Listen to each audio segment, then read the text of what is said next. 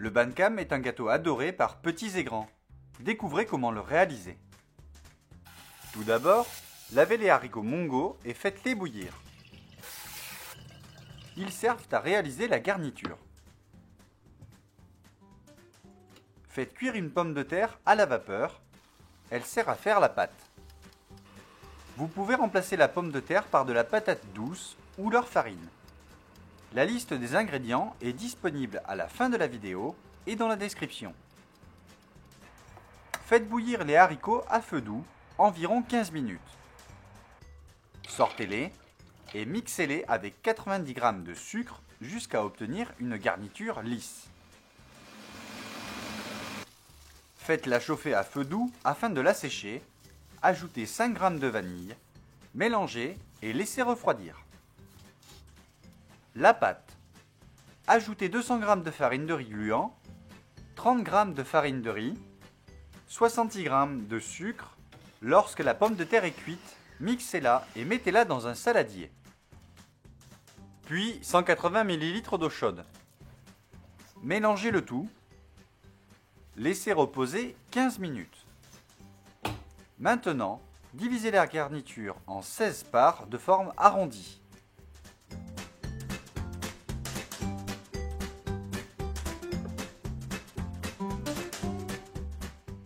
Réalisation du Bantam. Divisez la pâte en 16 parts de forme arrondie et aplatissez-les légèrement. Enrobez chaque part de garniture d'une part de pâte.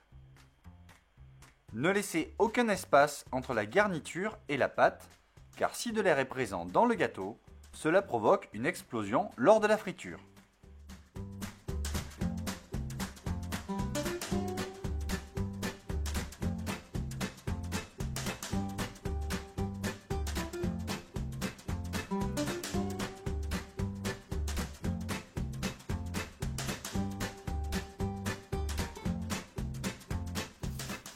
Roulez le gâteau dans une assiette contenant des graines de sésame. Elles doivent le recouvrir uniformément. Répétez l'opération jusqu'à ce que vous n'ayez plus de garniture et de pâte. Laissez reposer les gâteaux environ 1 à 2 heures avant de les faire frire. Faites frire le Bantam à feu doux environ 12 minutes. Lors de la friture, faites rouler le gâteau en continu pour qu'il soit rond et que la garniture soit uniformément répartie.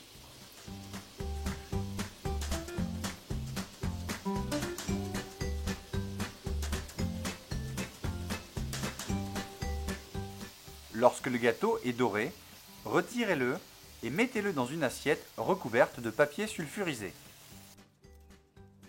Le Bantam est prêt.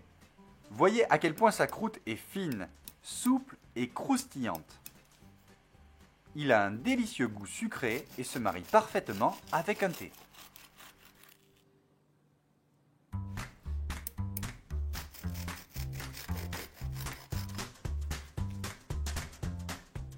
Si vous aimez la recette, cliquez sur j'aime et partagez autour de vous pour soutenir notre chaîne. À la semaine prochaine et bon appétit!